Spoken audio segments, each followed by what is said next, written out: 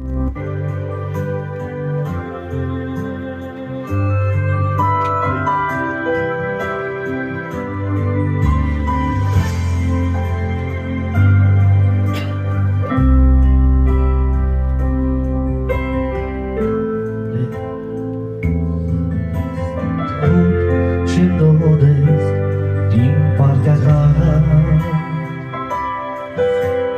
inimă curată, Doamne, este tot ce doresc din partea Ta.